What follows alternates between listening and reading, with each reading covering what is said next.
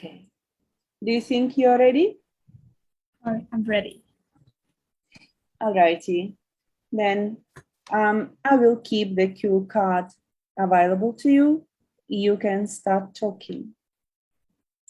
Well, last year I was put into a dilemma that after being graduated from secondary school, I had to pass a very important exam to enter Trần High School for the Gifted, and in order to enroll in a major. But I wavered between chemistry and English. I didn't know which one would be my specialty. But finally, I opted to specialize in English. So I think this decision is of paramount importance because, the major I choose in high school can determine my life, my university choice, or my career path. It means that I had to carefully make decisions. I used to ask for my teachers' and parents' opinions and advice for references. I also considered and weighed various options and factors to make up my mind. But I realized that I am the one who can thoroughly understand my real ability. So it means that I totally believe in my decision-making skill. Well, personally, I'm not really sure how this decision will affect my entire life, but now it has made great contribution to my study because I think that thanks to specializing in English, my confidence has been strengthened. And I think that if I had chosen chemistry as a major, I would have been stressed out and really tedious because chemistry knowledge is not a piece of cake at all compared to what I gained from secondary school. Mm-hmm. So I have to say that it is a wise choice and I have no regrets about it. Thank you very much. And you being right on time with your presentation. That was very impressive. Thank you. And now we are going to start a two-way discussion. You've been talking about an important decision you made in the past, or you are about to make a decision. Now, I'd like to ask a few more general questions related to it.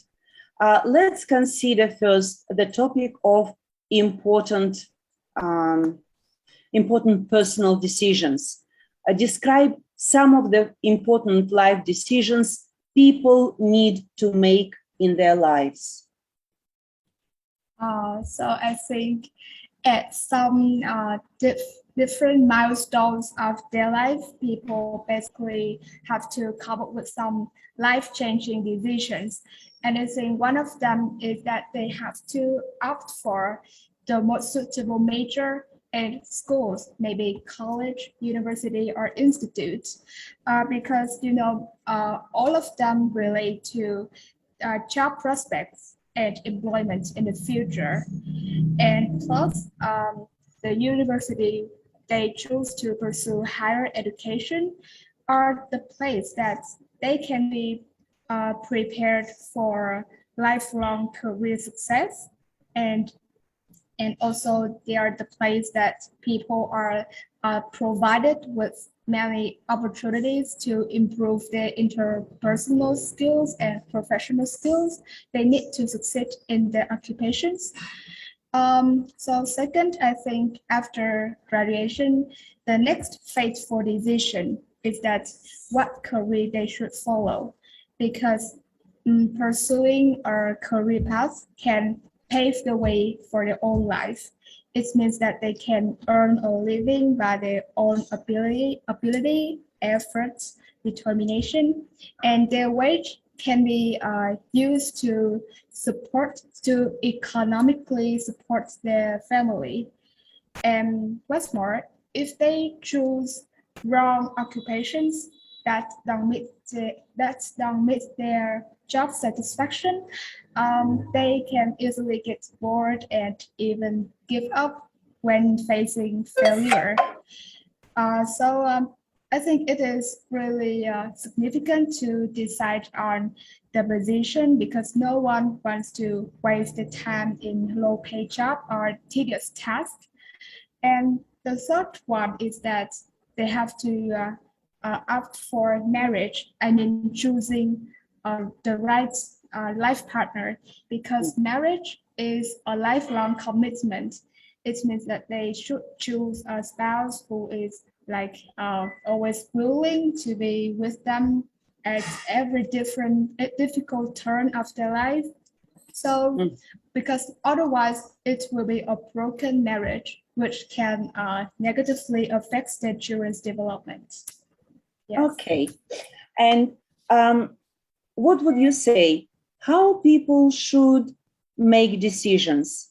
Some people believe that decisions should be based on intuition, because your heart will tell you what is the best decision. Some people believe that the choice must be informed.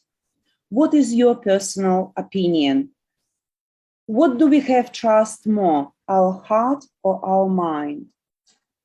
Well, it's a tough question, but I think from my perspective, I would combine both of them. It means I combine intuition and logic in problem solving, because I think both of them have their own fallings. Mm-hmm. So on the one side, in terms of intuitive thinking, mm-hmm. So it is like a really fast approach.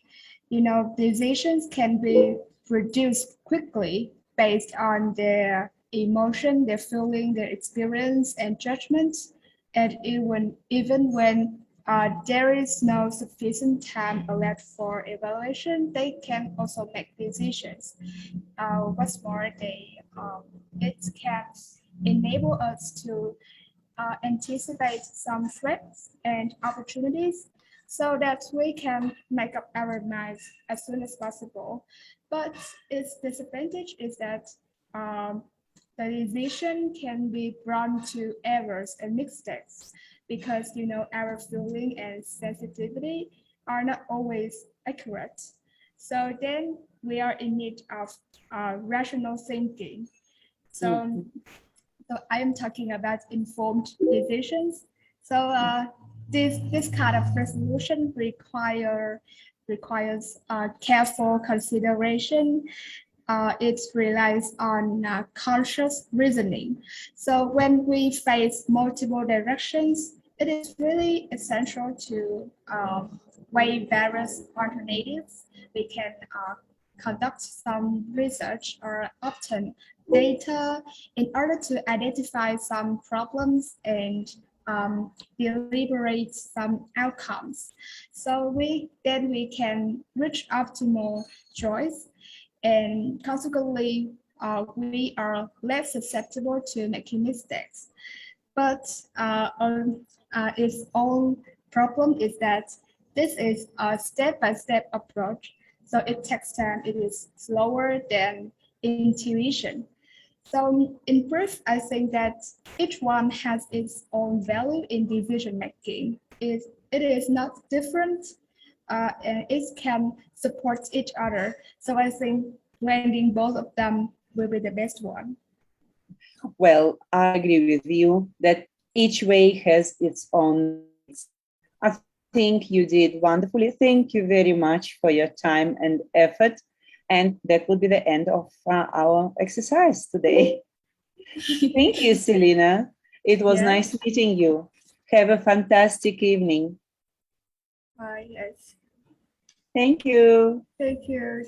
Goodbye, Miss. Bye-bye.